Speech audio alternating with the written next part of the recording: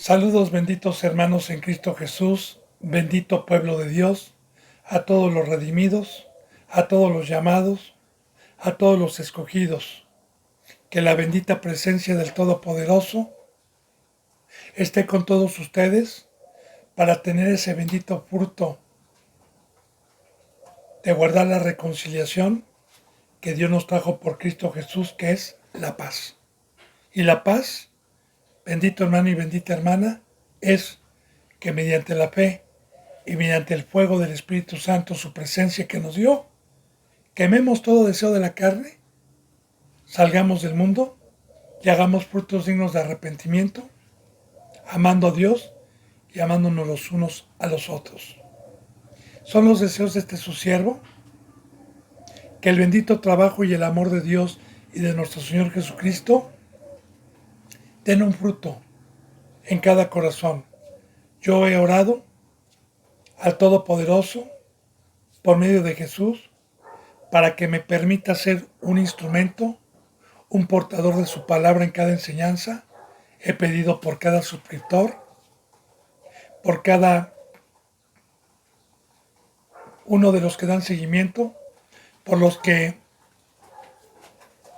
antes daban un seguimiento y ya no, para que Dios los humille y los traiga de regreso, por los que Dios tenga predestinados para escuchar esta bendita palabra, sea por este medio o por cualquier otro medio santo, para que haya una conversión, haya un fruto y tengan vida eterna. Son los deseos de su siervo, a todos los que están en México, en Estados Unidos, en España, en Ecuador, en Perú, en Colombia, en Chile, en Brasil. Bendito hermano y bendita hermana, comencemos con la enseñanza número 179 de este día. Nosotros nos quedamos en Salmo 107, el versículo 37 vamos a empezar. Vuelvo a repetir, Salmo 107, versículo 37. Seguimos viendo a los que van dando un seguimiento, estas benditas profecías, 750 años antes de nuestro Señor Jesucristo, cómo estaba profetizando ya Dios el pacto de la gracia, el pacto del agua, el pacto de la vida, el pacto de un verdadero Edén, el pacto de amar, el pacto de luz. Así que ayer veíamos en el 35 que cuando Cristo Jesús vino y Dios volvió el desierto en que estábamos, en estanques de agua, que los que van dando un seguimiento ya explicamos ayer. Y la tierra seca la vuelven manantiales y dio un fruto. Por eso Jesús, como sembrador, vino con semillas, sabiendo que Dios ya nos había visitado para que descendiera el agua, que es su bendita presencia, y diera un fruto. Allí estableció a los que tienen hambre y sed de justicia, como lo vimos ayer en el versículo 36. Y ahí empezamos a trabajar para fundar la ciudad de Shalem, la congregación de paz. Dice en el 37, y ese es otro fruto para poder nosotros reconocer una iglesia verdadera de Dios y el fruto que debe de tener. Dice en el 37, siembran campos y plantan viñas y rinden abundante fruto. Recuerde, bendito hermano y bendita hermana, que siempre Dios nos habla con parábolas, con ejemplos, para acomodar lo espiritual a lo espiritual, y está hablando del nuevo pacto, está hablando de la bendición que trajo, está hablando de esta bendita obra que nos lleva a la vida eterna, está hablando de la obra que Dios quitó cuando el pecado entró al mundo por un hombre y por el pecado la muerte, por cuanto todos los hombres pecaron, y que nosotros estuvimos bajo el imperio del enemigo, del adversario, en una obra vana, y que Cristo Jesús nos vino a regresar este bendito campo, que es dar testimonio, que es trabajar en los negocios del Padre, que es estar apacentando el rebaño, etcétera. Entonces fíjese bien, uno de los simbolismos, que siembran campos y plantan viñas. Alguna ocasión en Corintios, usted va a recordar ese versículo, Pablo le decía a los corintios, ¿quién es Pablo? ¿Quién es Apolos? Nosotros somos únicamente sirvientes. Uno es el que riega y otro es el que siembra. Ahí estamos hablando de sembrar. Y ahorita le voy a explicar. Así dijo Pablo, uno es el que riega, otro es el que siembra. Pero el crecimiento lo da Dios. Entonces estamos hablando de sembrar. ¿Qué es sembrar? Muy bien. Simbólicamente, Cristo Jesús nos trajo una herencia que nos lleva a la vida eterna, que es un campo donde nosotros vamos a arar. Y arar es llegar con el Evangelio a un corazón duro, a un corazón que estuvo en el desierto y que estuvo sin agua por mucho tiempo. Y el Evangelio es la entrada para entrar a un campo donde Dios nos visitó, donde hay agua y hay vida. Entonces, vamos nosotros con el Evangelio al campo que es el mundo, y con el Evangelio, si el Espíritu Santo convence y si esta persona está predestinada para el llamamiento celestial, entonces Dios convence, afloja, y en ese momento metemos la semilla en su corazón, que es el Evangelio, para que dé el fruto de muerte, que es el bautizo, y ahí estamos ya sembrando. Es bienaventurados los pies de los que llevan el Evangelio, de los que llevan las buenas nuevas de salvación. Ahora, ya sembré. Ahora, ¿qué voy a hacer? Ahora voy a dedicarme a regar. A regar. Y a regar es a enseñar la palabra, a exhortar, a amonestar, a redarguir, como dice la bendita palabra, bienaventurado el que tiene hambre y sed de justicia. Y claro, ¿verdad? El regar es que a los que se nos ha confiado el Evangelio, lo prediquemos no para agradar al hombre, sino a Dios, y para que haya un fruto de conversión verdadera a Dios. Entonces, eso es regar, eso es estar cuidando al rebaño, estar recordándoles el pacto, estar recordándoles a que hagan. Y en el momento que están haciendo, estamos regando. Y Dios les va dando un crecimiento hasta que puedan dar un fruto, que vamos a ver cuál es el fruto. Porque vamos a hablar aquí del discipulado. Ahora, y plantan viñas. Ahí está también, concordando en el Nuevo Testamento en San Juan, en el Evangelio de San Juan, en donde Cristo Jesús dijo muy claramente, ¿verdad? Y yo soy la vid y ustedes son los pámpanos. Una vid, bendito hermano y bendita hermana, en el Antiguo Testamento y también el día de hoy, se conoce como un campo en donde se siembra la semilla que da uva. Y la uva generalmente se utiliza hasta el día de hoy también, sobre todo en el Antiguo Testamento, para hacer vino tinto. Yo siempre le he explicado que en el Antiguo Testamento se sembraba una viña y se ponía dentro de ese campo un lagar, así se le da el nombre bíblicamente, que era un tipo como de depósito o de alberquita pequeña de madera, cierto material, ¿verdad?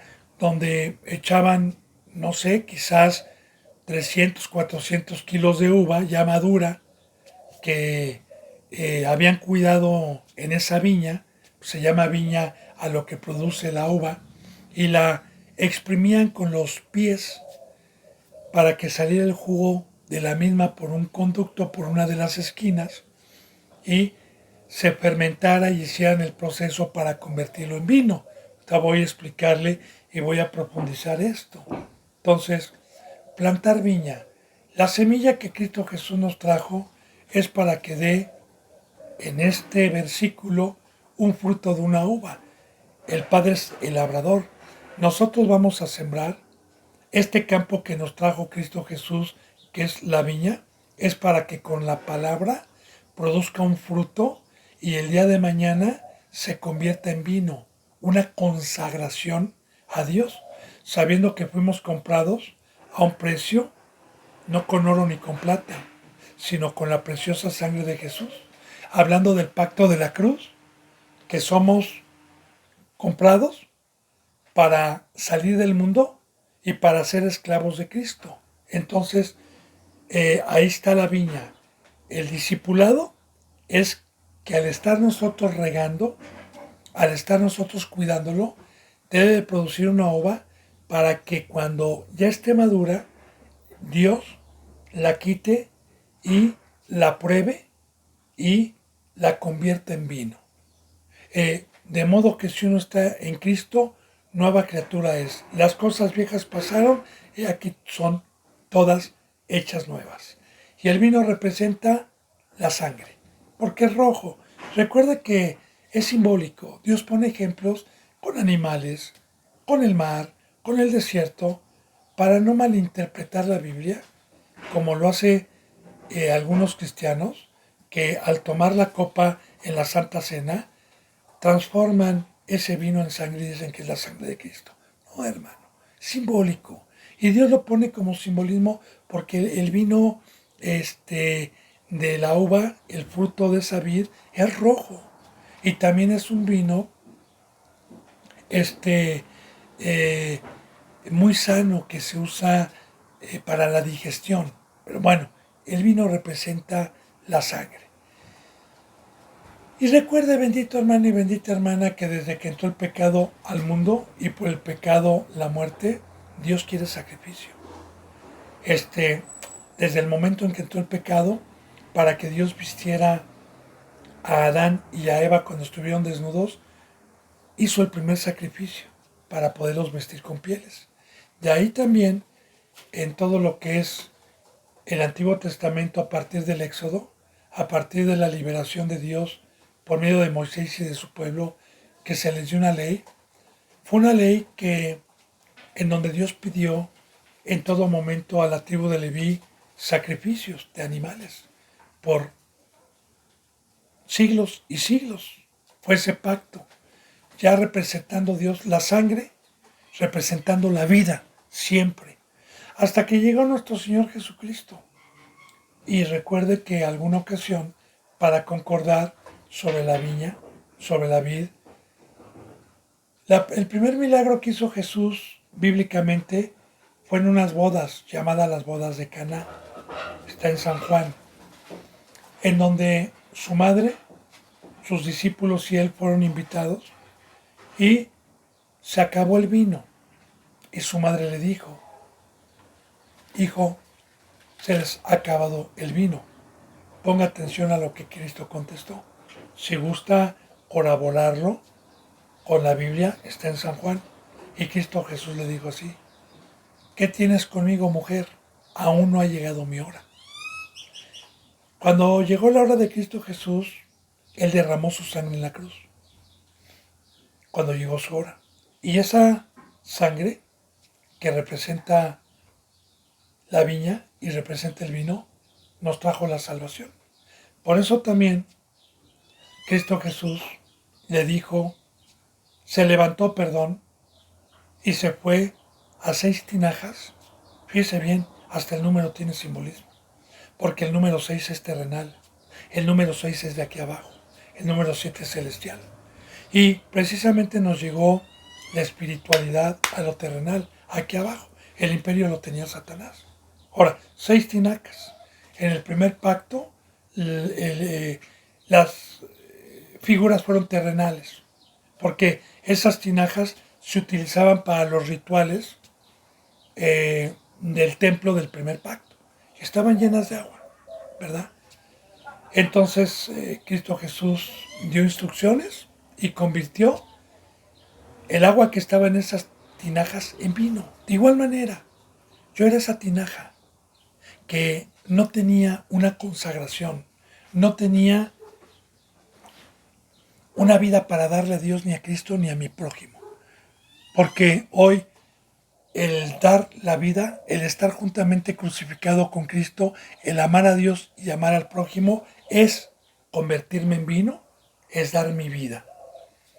Porque en la sangre está la vida.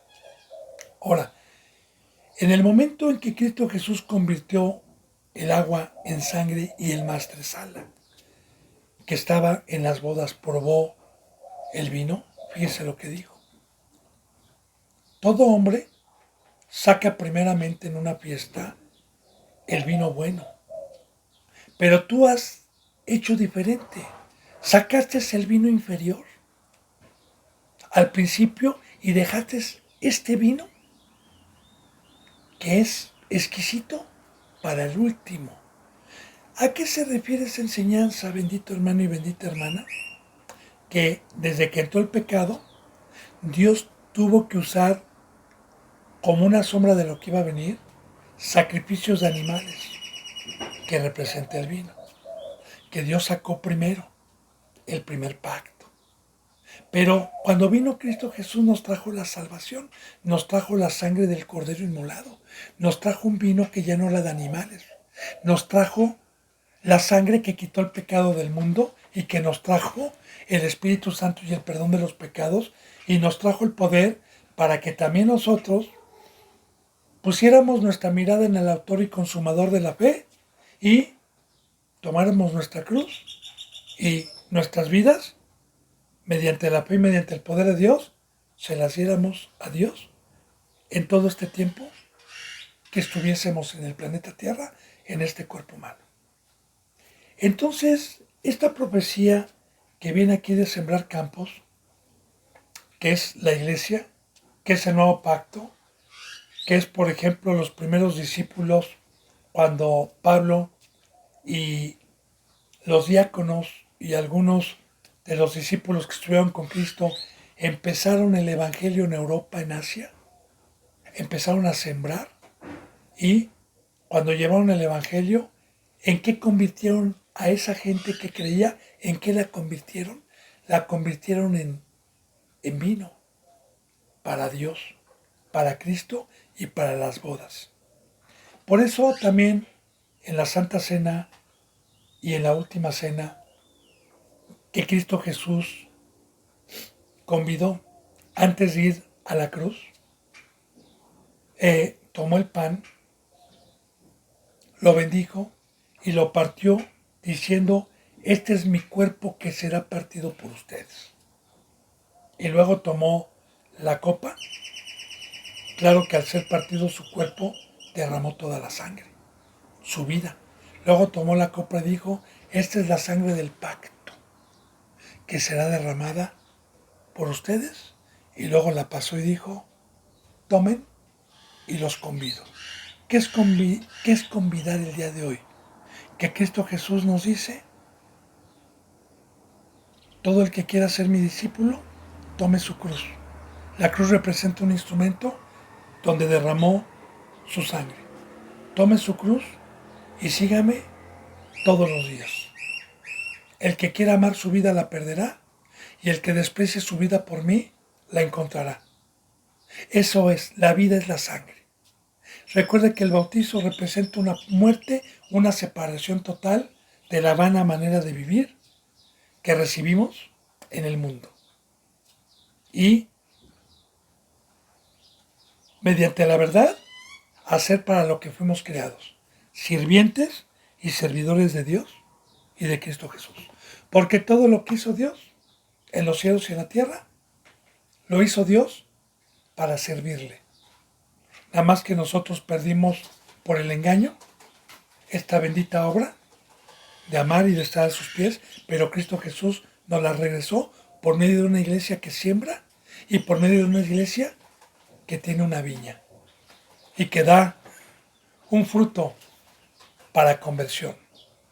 Entonces, está hablando simbólicamente de las iglesias verdaderas, que el fruto que dan son sacrificios vivos, santos y agradables a Dios, que dan su vida a los pies de Cristo Jesús. Esas son las viñas. Le concordé con muchos versículos para poder concordar. Estamos viendo profecías que están y que vinieron. Dice, fíjense, y rinden abundante fruto. Sí, claro. Profecía antes de la apostasía, porque hoy estamos en la apostasía. Pero hace 100 años, 200, 300, 400, 500, 600, 1000, 1800 atrás, hubo un avivamiento donde el Evangelio llegó a todo el mundo. A todo el mundo llegó el Evangelio. Hubo un avivamiento. Ya estamos en la apostasía, ¿verdad? Pero rinden abundante fruto. Porque estas iglesias se dedican a sembrar, ya le dije que es, llevar el Evangelio, y mediante la enseñanza verdadera de una iglesia que se le ha confiado el Evangelio y predican la verdad, el fruto que deben de dar es una uva para que Dios la convierta en un siervo consagrado, santo, dando su vida para la obra. Bueno, rinden abundante fruto. Ahí está también la mujer que ya no es estéril. Ahí está la iglesia que trabaja y que da fruto. Ahora, 38. Los bendice y se multiplican en gran manera y no disminuye su ganado. Aquí está, bendito hermano, lo que le acabo de decir y bendita hermana. En el primer pacto, recordemos que la mujer, la iglesia, la primera esposa de Dios, fue estéril. ¿Por qué fue estéril? Pues porque no dio hijos. Y los hijos se dan mediante una consagración, mediante la cruz, espiritualmente hablando, por medio del bautizo, por medio de un nacimiento espiritual. Por eso, bendito hermano y bendita hermana, Dios en este nuevo pacto, a los que somos o a los que se nos dio el campo, a los que nos dedicamos a sembrar, a los que nos dedicamos a su obra, a sus negocios, nos bendice. Y fíjese bien, ponga atención. ¿Cuál es la bendición? Y le voy a explicar de Dios. Y se multiplican en gran manera. Hoy, para los que no tienen discernimiento, para los que están en el mundo, para los que son cristianos engañados, la bendición es tener un trabajo, una empresa, dinero, casa, reposo, tranquilidad, salud física. Y para nosotros, los que estamos en el verdadero camino, los que hemos sido resucitados, los que nos humillamos día con día bajo su poderosa mano, los que verdaderamente hemos entendido este camino, la bendición más grande que Dios me puede dar es que me multiplique. ¿Por qué? Como una enseñanza, en el Antiguo Testamento, la mujer estéril era despreciada y le daban carta de repudio. Porque en el Antiguo Testamento, una mujer que daba hijos, sobre todo hombres, pues era bendecida, mas no la estéril. Claro que hubo algunas citas bíblicas, proféticamente, como Abraham, que su esposa Sara era estéril, como Ana, la que entregó a Samuel, como Raquel, y otras que eran estériles, ya representando a Dios simbólicamente, la llegada de Cristo a una mujer y a una esposa que le diera hijos, espiritualmente hablando, mas no en el primero. Ahora, sin contar estos representantes bíblicos que amaron a las estériles, la mayoría del pueblo que tenía una mujer estéril era repudiada. Ya Dios profetizaba con Abraham y con estos hombres la llegada de Cristo, que nosotros que éramos estériles y del primer pueblo, Dios nos amó, y todas estas mujeres que fueron estériles que le nombré en la Biblia, dieron hijos. Les quitó Dios su esterilidad, profetizando la llegada de Cristo, porque el primer pueblo no tuvo la dicha de evangelizar, de ir a bautizar a las demás naciones. Esto lo dejó Dios por medio de nuestro Señor Jesucristo. Ahora, ¿por qué es una bendición ir a llevar el Evangelio y mediante el poder de Dios convertir con el Evangelio a una persona y convencerla a que tome su cruz y se bautice? Porque en ese momento está naciendo, no de carne, sino de espíritu, y están haciendo una vida nueva, espiritual, para Dios. ¿Y por qué es una bendición? Porque me la está confiando a mí como la nodriza, o a usted si es ya escogido, nos está Dios confiando para que amamentemos con leche, como dice en Pedro, que decían la leche no adulterada como recién nacidos. Entonces, ¿quién es el que da la leche? La nodriza, la mujer, la iglesia. ¿Y por qué es una bendición? Porque toda obra que yo haga para los negocios del Padre me va dando un crecimiento, me va fortaleciendo, me va dando luz, me va asegurando para la vida eterna. Voy atesorando en donde no hay ladrón y polilla. Apacentar al rebaño de Cristo. Dar mi vida para cuidar a sus hijos como una mujer, como una iglesia. Es una bendición cada que Dios me confía un hijo espiritual para hacerme cargo de él, para cuidarlo y para que llegue a tener un crecimiento. Porque vuelvo a repetir, ese es mi pase a la vida eterna.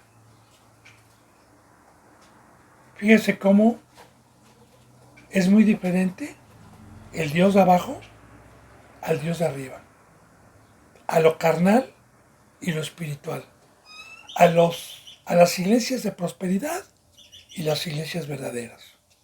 Entonces, los bendice a los que siembran, a los que plantan viña y se multiplican en gran manera.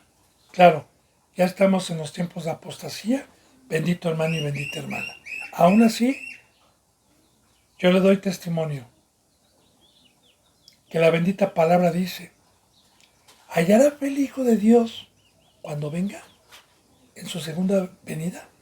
Dice la palabra que uno de los símbolos que Dios nos deja para saber que ya viene Cristo es que primeramente, antes de que viniera Cristo, se tenía que presentar la apostasía en su iglesia. Y la apostasía está en todo lo que da. Está llena de incrédulos, de apóstatas, de defraudadores, de engañadores.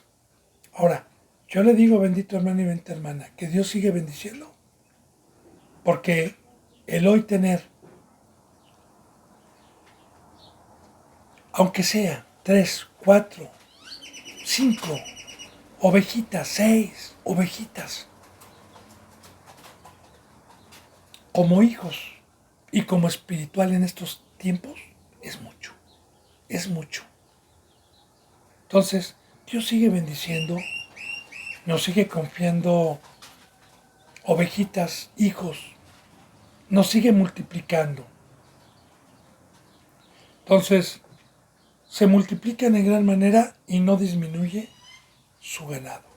Vuelvo a repetir, antes de la apostasía, porque yo le voy a ser franco, bendito hermano y bendita hermana, aquí ha disminuido el ganado, porque hace 2 años, o más de 2 años, éramos 30, 35, ha disminuido, pero Satanás no me engaña, porque yo sé que estamos en la apostasía. Pero estamos hablando, como le vuelvo a reiterar, de hace 100, 200, 300 años.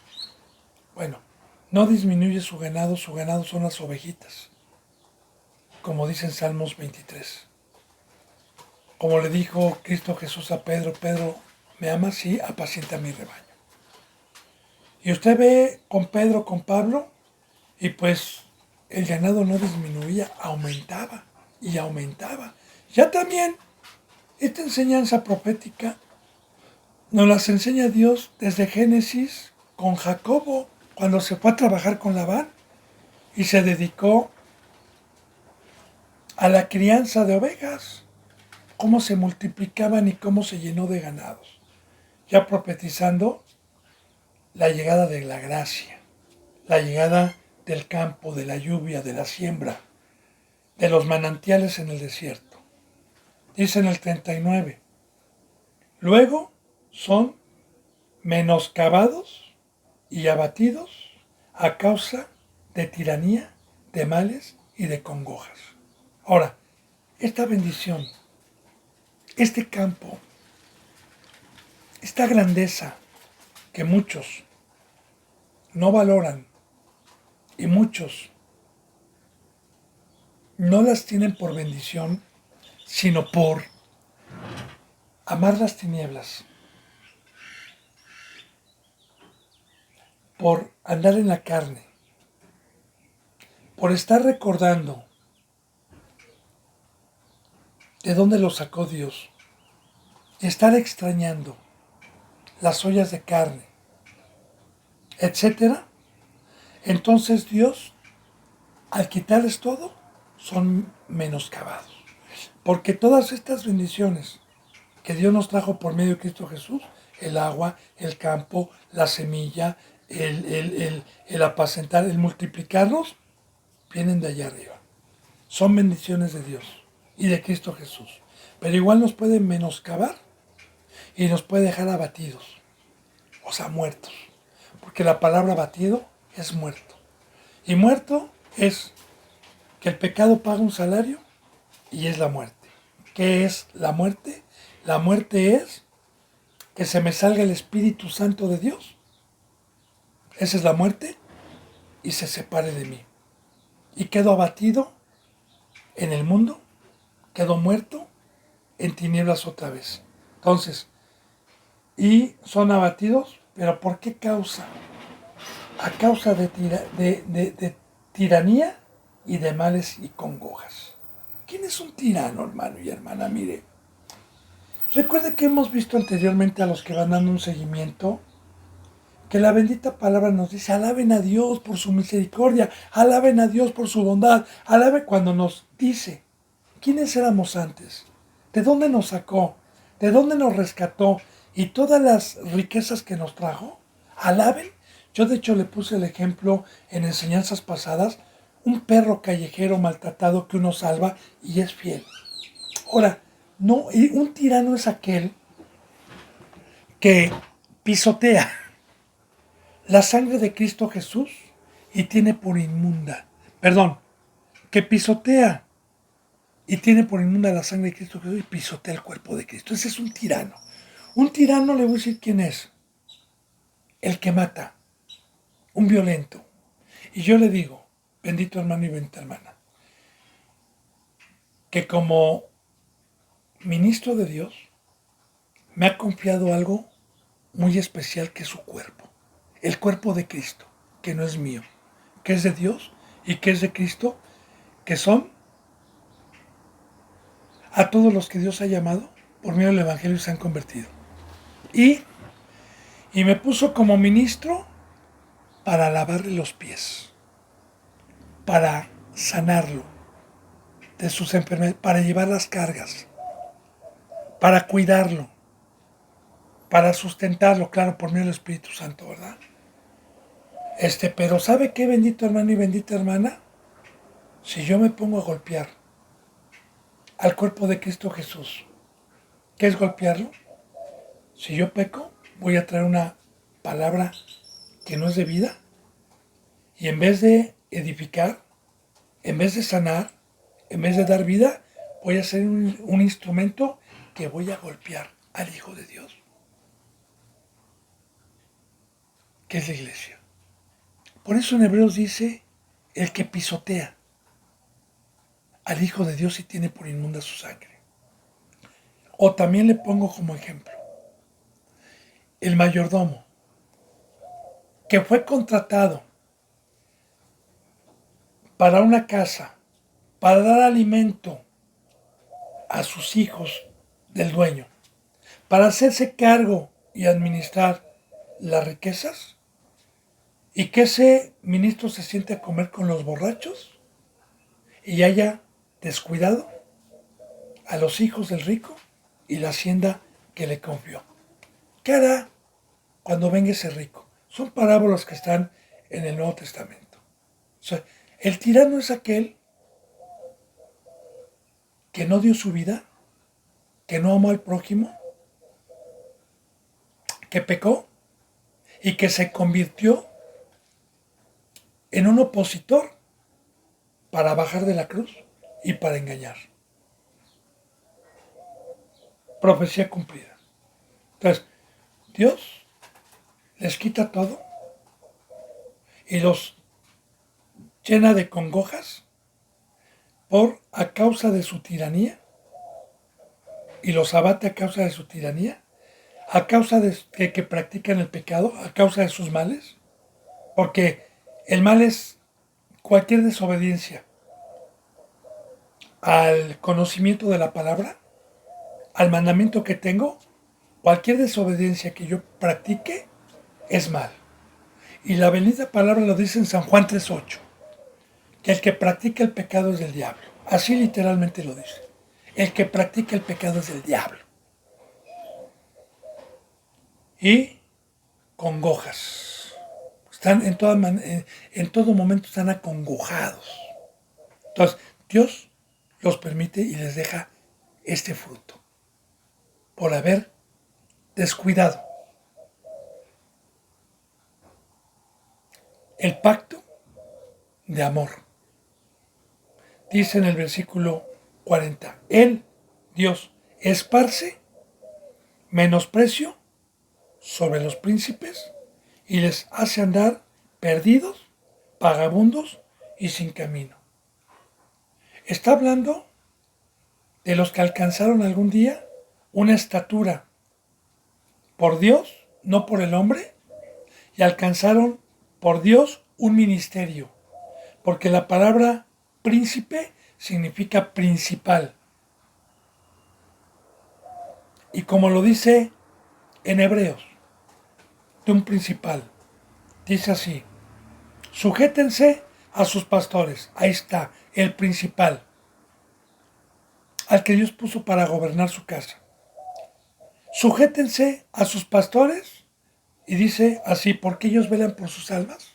Sujétense a sus pastores, dependiendo de cuál haya sido su conducta, porque también la ovejita tiene que saber si el pastor está enseñando con ejemplo o con palabras como hacían los fariseos. Pero bueno, está hablando aquí proféticamente a los que alguna ocasión tuvieron el privilegio de ser escogidos por Dios y fueron tiranos, que ya le expliqué, y amaron malas tinieblas, y cambiaron la gloria de Dios, y hicieron afrenta al Espíritu de gracia por la mesa del diablo. Entonces, fíjese bien, Él esparce menosprecio sobre los príncipes. Esparce. Ya sea en México, en Estados Unidos, en España, menosprecio. ¿Y qué es menospreciar? Bueno, menospreciar es que alguien llegue y me diga, ¿sabe qué, hermano? Tome, le regalo este estuche de lentes y yo diga, a mí no me dé porquerías. Menospreciar es tirarlo a la basura. Hacerlo a un lado de mis riquezas, de mi casa, hablando de Dios. Entonces Él saca, Él menosprecia. De hecho, hay palabras en donde dice a Dios que Él los vomita, que le da asco. Él menosprecia ese tipo de infidelidad. No importa, bendito hermano y bendita hermana, el tiempo que yo haya trabajado, el tiempo que le haya sido fiel, el tiempo que haya estado como representante en la verdad. No importa que hayan sido 10, 15 años, yo ahorita llevo, por la gracia de Dios, 16 años en su obra. Pero quiero decirle que si yo me vuelvo tirano, quiero decirle que si yo cambio la gloria de Dios y hago frente al Espíritu de gracia, todo lo que hice es vano. Porque yo debo de ser fiel hasta la muerte. Y hasta la muerte de cruz como Cristo Jesús. Y no nada más aquí, mientras esté en este cuerpo humano, sino en toda la eternidad. Para eso fuimos llamados. Entonces, yo cabeceo, yo me descuido, dejo de velar y me llevo patas de cabra. Entonces, otra vez, Él esparce menosprecio sobre los príncipes y fíjate, y les hace andar perdidos. Ahí está el menosprecio. Y mi guía, mi luz, es la presencia de Dios en este desierto. Es el Espíritu Santo. Mi pastor es Cristo Jesús. Es el que me guía. La presencia de Dios. El Espíritu Santo. Y en el momento en que el pecado paga un salario de la muerte, que es que se me acabó el aceite, que cabeceé, que se me quitó el Espíritu Santo, me quedo dando vueltas en el desierto que es el mundo, sin saber a dónde está la tierra prometida, que es la vida eterna. Me quedo sin luz, me quedo ciego, me quedo con un velo. Palabra de Dios. Les hace andar perdidos. Y así hay muchos, que se jactan de estar en la verdad, que piensan que están en el camino. Entonces, hace andar perdidos vagabundos. Un vagabundo es un ser que no tiene lugar, que anda de un lado a otro como pordiosero. Porque yo veo un pordiosero aquí un tiempo y luego se va a otro lugar y luego se va y está perdido, sin casa, sin familia, solo, en pobreza, vaga por el mundo, sin dirección, vaga. Y así se quedan perdidos, vagando, vagabundo por el mundo y sin camino. Porque también se nos quita al rey, al pastor, al apóstol, al maestro, al profeta, al sumo sacerdote, a la cabeza, que es el camino y que es Cristo Jesús. ¿Qué precio tan más horrible? Eso es que Dios menosprecie a los tiranos, a los malos. Bendito hermano y bendita hermana, sepamos que la bendita palabra de Dios nos habla de un lago de fuego y de una vida eterna.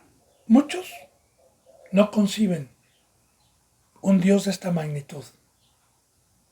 Uno de ellos son los testigos de Jehová, que yo no juzgo. Pero ellos no hablan de un lago de fuego. Ellos dicen que los seres humanos que no quisieron la luz, que no quisieron el camino, entre paréntesis porque están engañados, ellos dicen que esos seres humanos van a dejar de existir, como si nunca hubieran existido. Falso, mentira. Hay una eternidad separado de Dios, que es la segunda muerte, y que es un dolor eterno, y hay una vida eterna. Ahora, si esa magnitud de ira, de enojo, para el ser humano, primeramente para Satanás, y para el ser humano, ya están escritas, ¿cuánto más esta maldición mientras estemos en el cuerpo humano y luego nos vayamos al lago de fuego? Bueno, yo no, perdón. Espero terminar la carrera firme. Yo espero. Entonces, sepamos, bendito hermano y bendita hermana, que la ira de Dios es dejarnos y quitarnos las riquezas que el mismo Dios nos trajo por medio de Cristo Jesús. desde la resurrección, su presencia, su amor, el campo, el agua, la vida, la dirección, etc. Y dejarnos peor que como estábamos antes. Porque la bendita palabra lo dice, que nuestro postrer estado pasa a ser peor que el primero. Porque ahora, aparte de que me va a regresar a la ignorancia y al mundo, me va a permitir tener más demonios dentro de mi vida y me va a permitir ser un instrumento de engaño y de piedra de tropiezo. Bueno, los hace andar perdidos, vagabundos y sin camino. 41. Levanta de la miseria al pobre. Ahora vea la diferencia. ¿Para quién es la bendición? ¿Para quién es la misericordia de Dios? Recuerde, bendito hermano, que un fruto que tenemos que tener siempre es pobre. Y el pobre es el que tiembla, es el que ruega por las riquezas espirituales que únicamente se encuentran en el tercer cielo y se encuentran con Dios. Que aquí abajo no hay ningún rey, no hay ningún poder, no hay nada que me pueda dar lo que necesita mi espíritu, lo que necesito para tener luz, lo que necesito para estar firme, lo que necesito para pelear contra el adversario, lo que necesito para declarar victoria, lo que necesito para amar, lo que necesito para comer. No lo hay aquí, no hay quien me lo pueda dar. Por eso alguna ocasión Cristo Jesús, cuando le decía a sus discípulos, a Pedro, ¿ustedes también se quieren ir? Le dijeron, no, Señor, ¿a quién iremos? Tú tienes palabras de vida, Señor. El pobre es aquel que deja a todos los dioses, que no nos pueden dar lo que necesita el espíritu para vivir y que únicamente está todos los días buscando el reino de Dios y su justicia desde que se levanta hasta que anochece. Que en todo momento está delante de Dios pidiéndole el maná, pidiéndole su diestra, pidiéndole dirección, pidiéndole protección, pidiéndole todas las riquezas para poder permanecer firmes mientras estemos aquí. Pero cuando hay ese fruto, bendito hermano y bendita hermana, tenemos las bendiciones. Porque recuerde que en las bienaventuranzas, en Mateo, fue lo primero que dijo Cristo, bienaventurados los pobres de espíritu. Ahora, mientras yo esté en este cuerpo humano, sé que soy miserable sin Dios. Sé que soy miserable sin Cristo. Sé que soy miserable sin este maná. Sé que soy miserable sin la vida. Entonces, en mi miseria y en mi pobreza, todos los días clamo, como hemos aprendido a los que han dado un seguimiento en Salmos. ¿Qué nos conviene pedir? ¿Cuáles son las verdaderas oraciones que los verdaderos hombres de Dios hacían? A los que han dado un seguimiento lo saben perfectamente bien. Ahora, Él levanta de la miseria al pobre. ¿Por qué? Porque cuando Pablo era pobre y era miserable, le decía a Dios, y dice así, porque cuando soy débil, entonces soy fuerte. ¿Y qué es ser débil? Señor, soy una mota de polvo. Señor, soy una estopa prendida al fuego de Satanás. Señor, soy un barquito de papel en la tempestad en medio del mar. Señor, no me desampares y entonces soy fuerte. Y entonces vienen las riquezas, como Pablo. Pero debe ser todos los días. Y aquí está, bendito hermano, mas no al soberbio, mas no al que fue ya mordido por Satanás y que se fue por las riquezas temporales, por las que no son espirituales,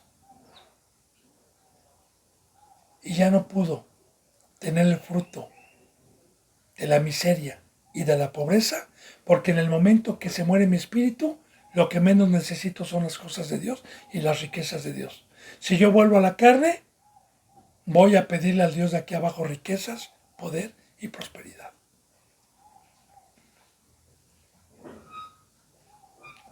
Él levanta de la miseria al pobre y hace multiplicar las familias como rebaños de ovejas. Nuevamente recuerda que hace rato veíamos cuál es la bendición que Dios nos puede dar. Y la bendición es multiplicarnos, porque al multiplicar tengo trabajo. Y ese trabajo me lleva a la vida eterna, ese trabajo me mantiene firme, ese trabajo me da crecimiento, ese trabajo me da poder. Hace multiplicar las familias como rebaños de ovejas, mas no de cabritos. Porque hay muchas congregaciones que se disfrazan de ángel de luz y no tienen ovejas, sino tienen cabritos. Ahora, ¿qué diferencia hay una oveja a un cabrito? La oveja, para empezar, siempre está en rebaño. No puede estar sola una ovejita. Una ovejita sola en el campo se la come el lobo, el perro. Siempre están en un rebaño, siempre están juntas. Otra característica de la oveja es que siempre dependen de un pastor y son obedientes al pastor y cuidados por un pastor. Otra representación de una ovejita es que es corta de vista, que es semiciega, que es mansa y que es obediente. Y los cabritos, que son hijos del diablo, no están juntos todos los días, ni lunes, ni martes, ni miércoles, ni jueves. No están en una familia, como lo manda la Biblia, por no querer pagar el pacto de la cruz, de la muerte, por no aceptar y no creer que somos extranjeros, peregrinos, gente de paso, que aprovechemos bien el tiempo, que pongamos diligencia y que el gimnasio está en la familia, está el poner nuestros dones en provecho común, está el servirnos los unos a los otros. No lo entendieron. No son ovejas, porque no están todos los días juntos, como una familia. Son ciegos, son hiperactivos, hornean, no escuchan la voz del pastor. Pero a los que son pobres, a los que se humillan, entonces Dios nos multiplica con rebaños de ovejas, con hermanos y hermanas que están en la verdad. Dice en el 42, véanlo los rectos y alégrense, y todos los malos cierren su boca. Ahora, meditemos, bendito hermano y bendita hermana.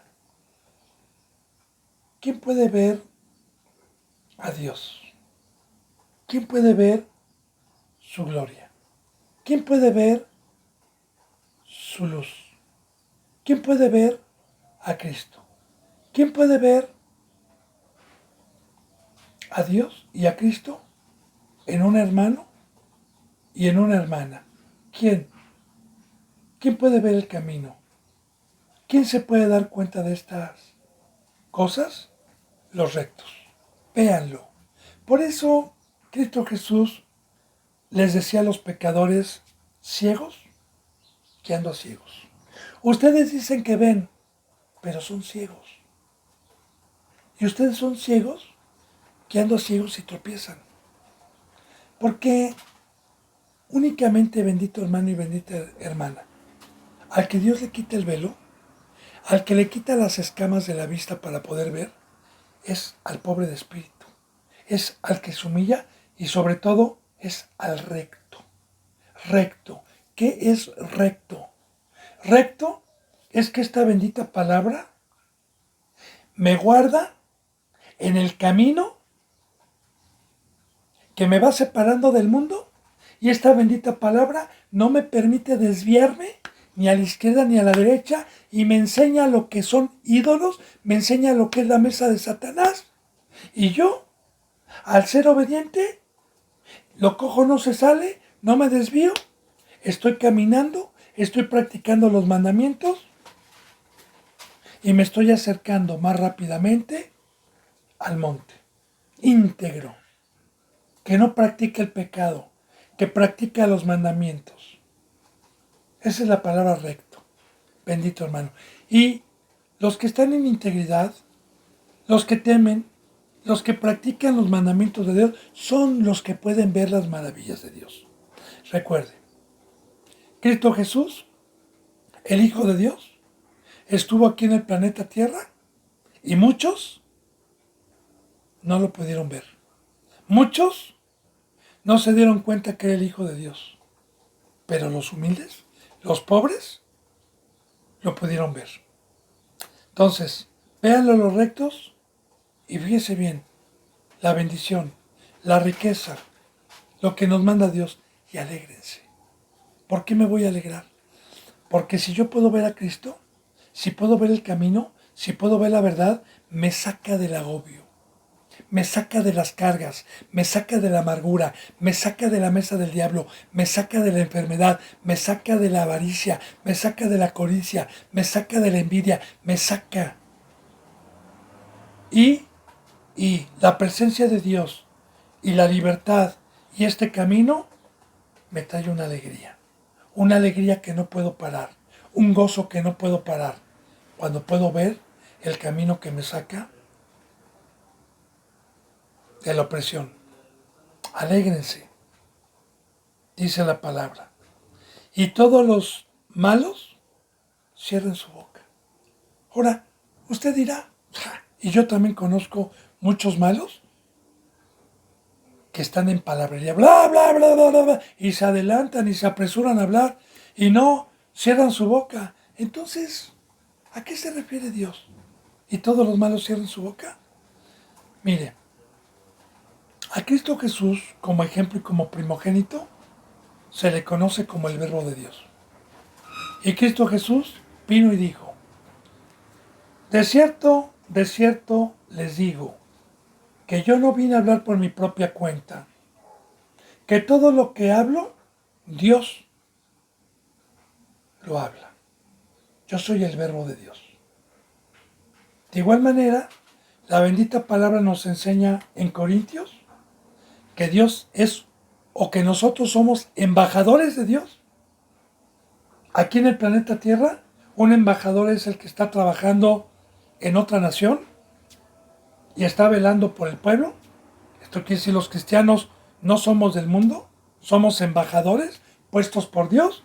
Dice, como si Dios rogase por medio de nosotros.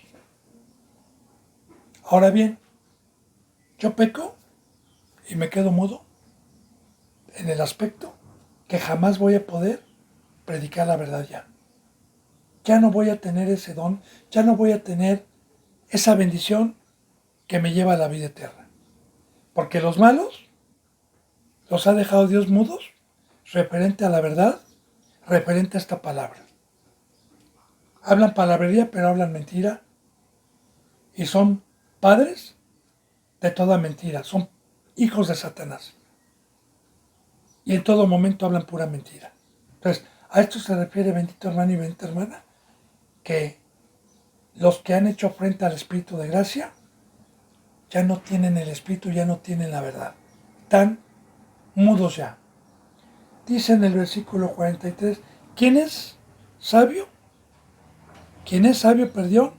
¿Quién es sabio? Guardará estas cosas. Claro, claro. El principio de la sabiduría. Para poder tener yo revelación, para poder tener yo entendimiento, el principio para poderlo obtener es el temor. El temor a no morir.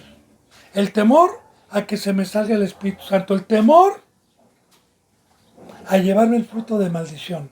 El horror y el terror de quedar muerto, de quedar esparcido, de que Dios me menosprecie, de andar perdidos, de andar vagando. El temor. Ahora, yo temo, no peco. No peco, tengo a Dios. Tengo a Dios, tengo el maestro. Tengo el maestro, tengo discernimiento, porque tengo al traductor, que es el que me va a llegar a dar la estatura del varón perfecto y a ponerme el conocimiento del Antiguo Testamento y del Nuevo Testamento en mi corazón. Y voy a ser sabio para discernir entre el bien y el mal, porque esa es la madurez espiritual que viene en Hebreos. Así lo dice en Hebreos, que la madurez espiritual es discernir entre el bien y el mal. Y el sabio, como lo fue Salomón, el hombre más sabio, como cuando llegaron dos madres peleando por un hijo, y con sabiduría puso solución cuando dijo partan al niño y denle la mitad a cada madre, y la verdad madre dijo no, yo no soy la madre, déjasela a él. Y Salomón dijo, la madre verdadera es esta. Digo, ojalá lo haya leído y si no ahí está en Primera de Reyes. Entonces, Dios da sabiduría para gobernar con su palabra a su rebaño y que dé un fruto de vida. Entonces el sabio guardará estas cosas, guardará su palabra y, fíjense bien, aquí está lo que, y entenderá, como le acabo de decir. ¿Por qué voy a entender? Porque mi traductor es el Espíritu Santo, es el que me da discernimiento y entenderá las misericordias, el amor tan grande, lo que Dios hizo cuando nosotros estábamos cautivos. Y todas las bendiciones y las riquezas que Dios nos da desde el tercer cielo, día con día, día con día. Por eso dice, y entenderá las misericordias de Jehová. Es una pregunta. ¿Quién es sabio? Y guardará estas cosas. Es una pregunta. ¿Quién es sabio? Muéstrelo por sus hechos. Ya le dije quién es el sabio. De hecho, así lo dice también en el Nuevo Testamento. ¿Quién es el sabio y el entendido? Muéstrelo con su conducta. Muéstrelo en la cruz. Muéstrelo con sus hechos. ¿Quién es sabio y guardará estas cosas y entenderá las misericordias de Dios? Bueno, ya Dios me permitió decir quién es. Bendito hermano y bendita hermana. Se nos ha ido esta bendita hora. Le doy gracias a Dios que me haya permitido terminar este bendito Salmos 107, que me haya permitido en su grandeza y en su misericordia este bendito día.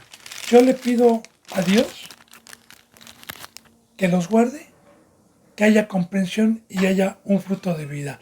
Yo me despido con un abrazo y con el beso del óculo santo. Hermano y hermana, hasta mañana, si Dios lo permite. Gracias.